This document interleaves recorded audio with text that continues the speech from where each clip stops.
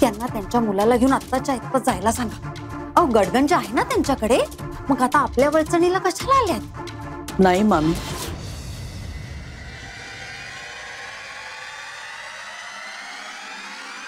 पावसात भिजलेल्यांसाठी ती वळचण नसते, मायेचा उबदार आसरा असतो तो.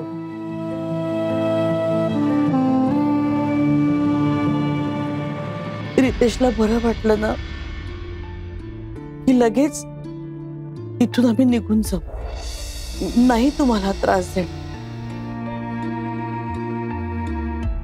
मी तुमची माफी मागते मामी. तुम्ही आमच्याकडे आला होतात तेव्हा मी हतबल होते, आणि आजही मी हतबल आहे.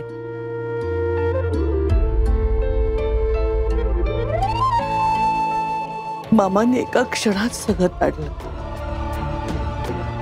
इतकी वर्ष त्या घरात राहून मला मात्र कधीच ही गोष्ट कळली नाही. असं नका बोल आणि परकेपणा नका ठेवू.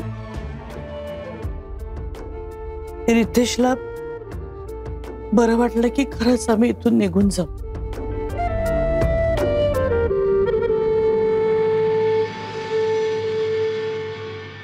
अण्णा, तुझ्या बीपीच्या गोळ्या आठवणीने घे बाबा, नाहीतर तुझं बीपी वाढतं.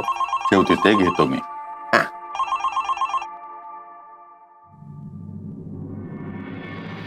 हा बोल रे, पोचलात मुंबईला?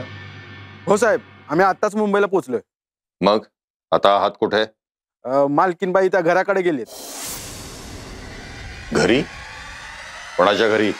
अहो साहेब, मालकीनबाई मुंबईत हरवल्या होत्या, तेव्हा त्यांना घ्यायला गेलो होतो ना, त्यांच्या घरी. ठीक आहे, तू पण थांब तिथेच आणि फोन कर मला अधूनमधून. हो साहेब, हो साहेब. मूर्ख बेअक्कल, रितेशला बकोटीला धरून घेऊन ये म्हणून सांगितलं होतं हिला, तर ही त्या उद्धट मामाच्या घरी गेली आहे. काय गरज होती तिला तिथं जायची? हे बघ, तुझी बुगू बुगू गाय ना आता गाय राहिलेली नाही, शिंग दाखवायला लागली आहे. आता मला माहित आहे कोणाची शिंग कशी मोडायची ती. बघतेस मी तिच्याकडे.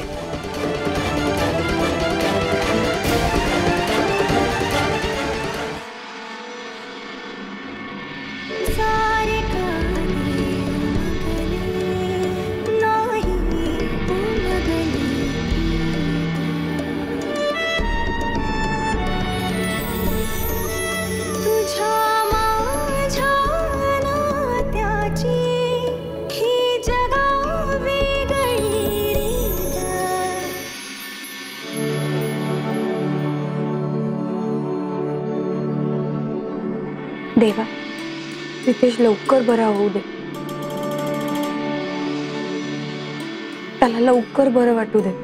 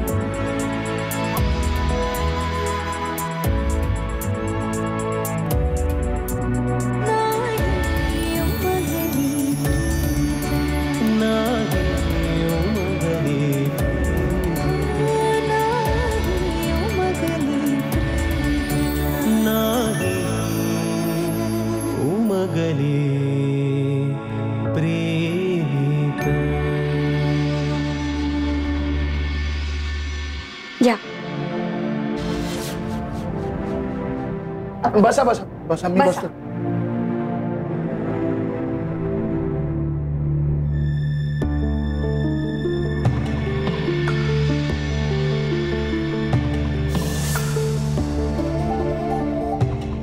घ्या ना प्लीज.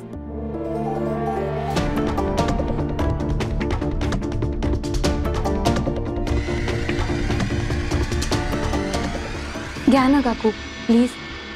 तुम्ही काल रात्री पण काही नीट खाल्लं नाही.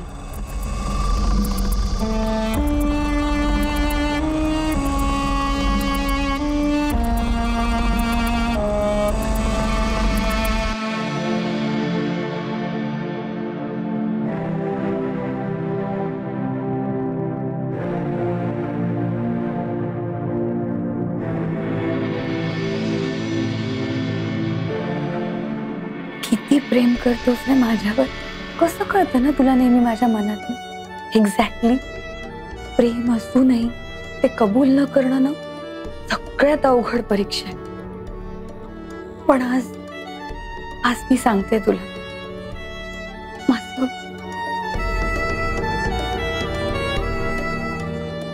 माझं खूप प्रेम आहे तुझ्यावर. तुझं आहे ना माझ्यावर तितकंच. सॉरी, खरंच सॉरी. किती काय काय करत होतास ना, पण मी माझं प्रेम कबूलच करत नव्हते. पण मामाच्या विरोधात कसं जाऊ रे मी. माझे आई वडील गेल्यावर ना आपल्या मुलीसारखं सांभाळलं त्याने मला. कधी तुशूचं, कधी मामीचं मन मारलं, पण मला मात्र त्याने कधी काहीच कमी पडू दिलं नाही. खूप चांगला आहे रे माझा मामा. भोळा आहे. त्याचं मन कसं दुखू रे मी. जीव आहे त्याचा माझ्यावर. त्याचं मन नाही दुखवू शकत मी. आणि तुझं मन तरी कसं दुखवू मी. आधीच माझ्यामुळे ही अशी अवस्था करून घेतली स्वतःची. पण नाही, तू स्ट्रॉंग आहेस. समजवलं तर ऐकशील तू. वाचवशील आपलं वेगळं होणं. पण आता आधी हो. किती तास झाले झोपलायस तू. यातनं बाहेर पड. बघ तुझी आई पण आली आहे. अजून किती भाव खाणार आहेस तू. उठ, तुझ्या घरी जा आता.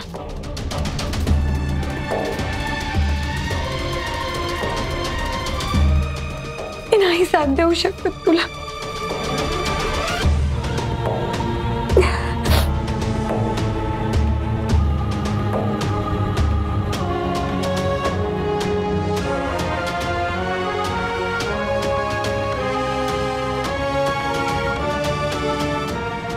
कशी जगू मी तुझ्याशिवाय. माहिती नाही मला.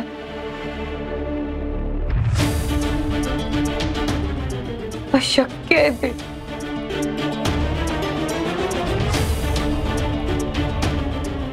पण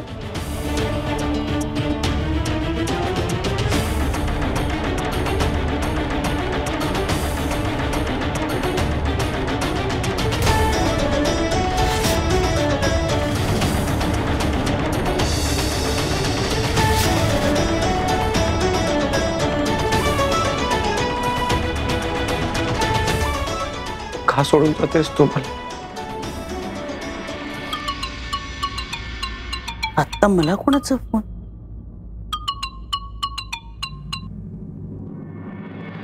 हॅलो. हॅलो आई, नंदिनी बोलतीये. नंदिनी, अगं तू कसं काय फोन केलास. तुम्ही यांना मुंबईला आणायला गेल्याचं कळलं. असं काय हो आई. मला पण सांगायचं ना, मी पण आले असते. नानांनी पण दिली असती परवानगी. हॅलो, बोला ना आई. गप्प का आहात. बोलत नाही ना ते. मी बघते बोलू. तू एक काम करतोय, घरात जा आणि त्यांना काही मदत हवी असेल तर बघ. तोपर्यंत मी माझं संपवते आणि येते. हा जा. हॅलो सुभद्रे.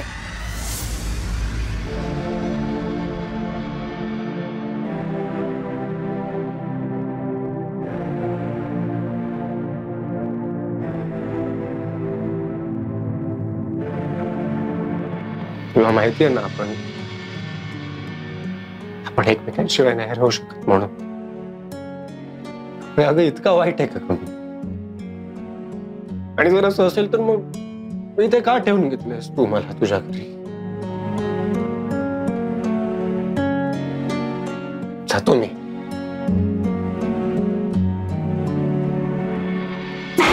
रितेश सांभाळ बस. प्लीज आयुष्यभर आधार देणार असशील तरच आधार दे, नाहीतर तुझ्या आधाराची गरज नाहीये मला. माझं बघून मी कसं जगायचंय ते.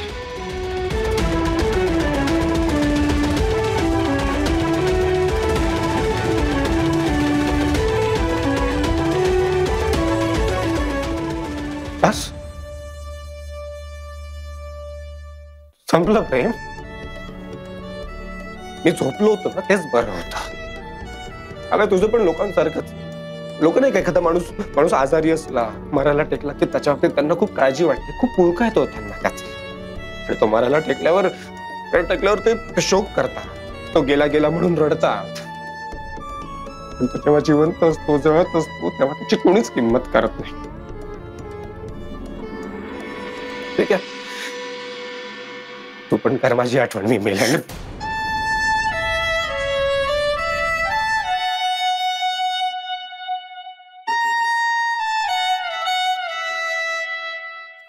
प्लीज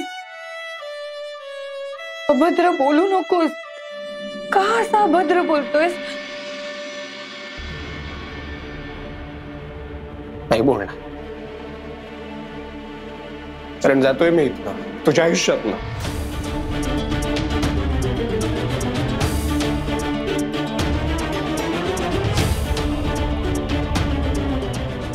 आणि एक गोष्ट लक्षात ठेव,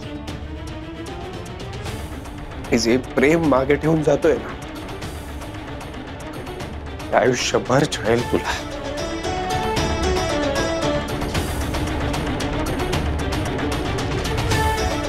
अगं तुझ्यावर जितकं प्रेम मी केलंय ना, कधीच कोणीच करू शकणार नाही, हे लक्षात ठेव.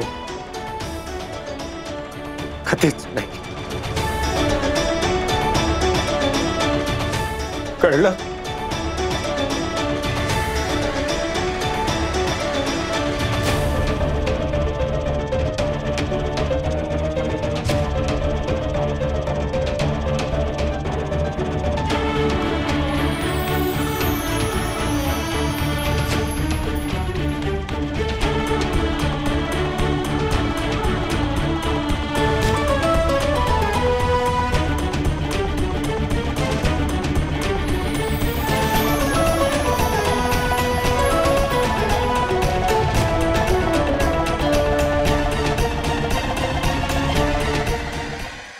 अगं बाई, त्या नंदिनीशी का नाही तू बोलली?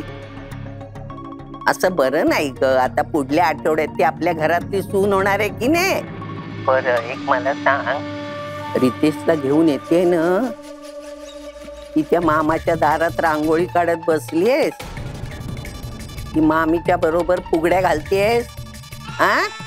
2 दिवसामध्ये माझ्या नातवाला घेऊन तू घरी परत ये. मला सांग तू कधी आणते रितेशला? आम्ही सगळे वाट बघतो तिथे. तयारीला सुरुवात सुद्धा झाली पण तू नाहीये, मग तयारी कशी करणार? ये ये ये, आम्ही दोघांची वाट बघतोय. आईजी, रितेश इकडे आल्यावर ना आजारी पडलाय हो, त्यामुळे थोडा वेळ लागेल. परत खोटं बोलते तू? अगं माझा एवढा चांगला धड ताकट नातू, त्याला तू आजारी का पाडतेस बाई? आणि बघ, त्याला थोडा जर ताप असेल ना तर आपली गाडी आहे ना, त्यात त्याला झोपव आणि घेऊन ये कोल्हापुरात. उगीच कारण देत बसू नको. आम्ही ते वाट बघतोय त्याची, कळलं का? आणि 2 दिवसात जर तू आली नाहीस तर तुला माहित आहे. हा,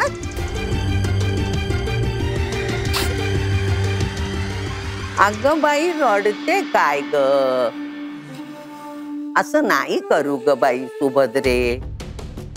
आपण असं कशाला करायचं? मी काय बोलले का तुला? डोळे पुस, डोळे पुस, रडू नको. हे बघ, तू शाणी आहेस की नाही, तर शाण्यासारखं वाग. खोटं बोलू नको. बरं ते सोड. अगं तुला वरमाईला नवीन साडी घेतली आहे मोरपंखी रंगाची, नेसणार की नाही लग्नाला? बरं तो जर रंग नको असेल ना तर तुला कुठला रंग आवडतो तो मला सांग, मी तुला घेऊन देते. आणि तुला माहितीये का, माझ्या वरमाईला या लग्नामध्ये मी काय देणार आहे? 9 लाख हार देणार आहे. तेव्हा घेऊन ये तू त्याला, रितेशला. आम्ही वाट पाहतो तुमची.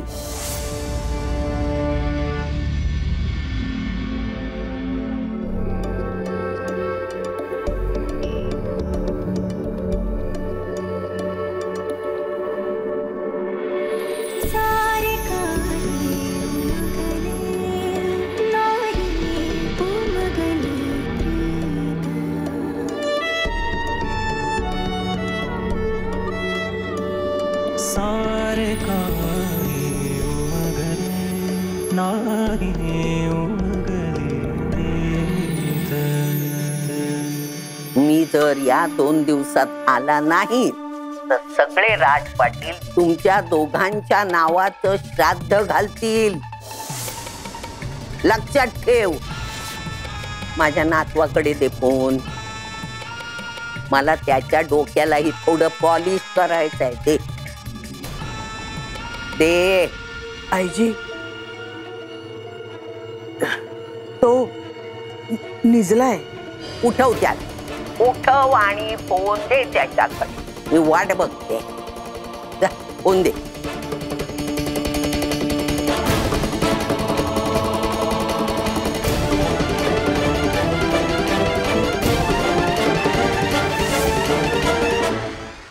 नाही रितेश, प्लीज मला सोडून कुठेही जाऊ नको. मी नाही जगू शकत तुझ्याशिवाय.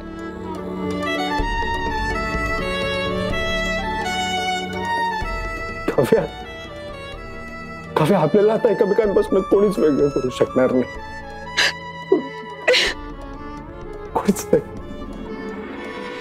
किती वेळ या रितेशला बोलत का नाहीये?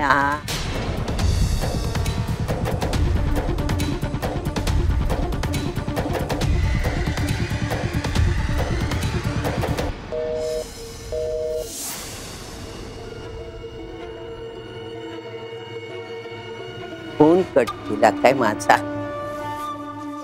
आता येऊ दे, बघतेच मी तिला.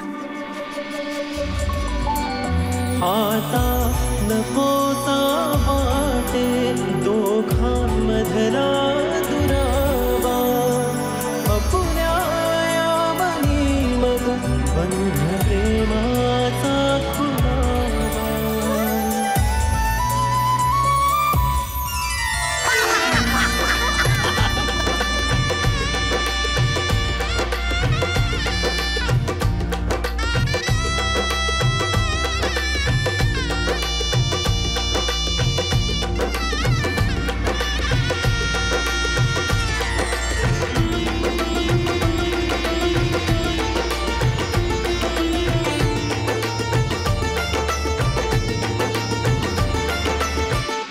काय ग, कोणाला फोन लावतीयस?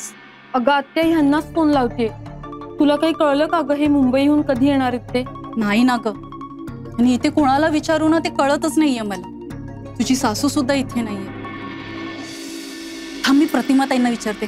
प्रतिमा ताई, एक विचारायचं होतं मला. बोला ना.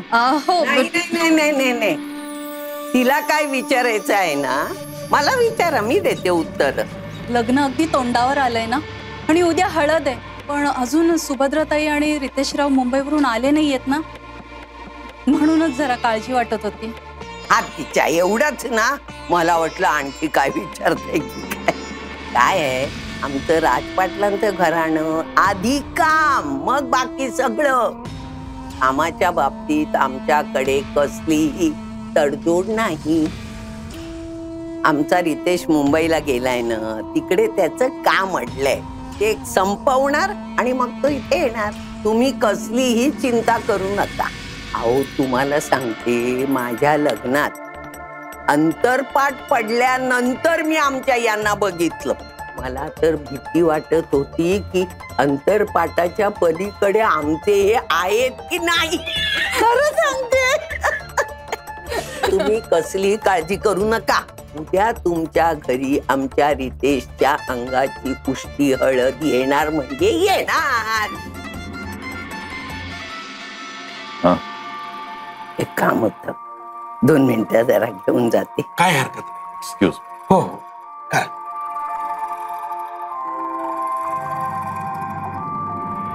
हळद उद्यावर आली आहे. तुझ्या बायकोला ती मुंबईहून निघाली की नाही विचारायला मी फोन केला. तिने माझा फोन कट केला. याचा अर्थ मी काय समजायचा? बघायची, तुझा फोन कट करायची हिंमत तिची होणार नाही, कारण फोन धड वापरता येत नाही.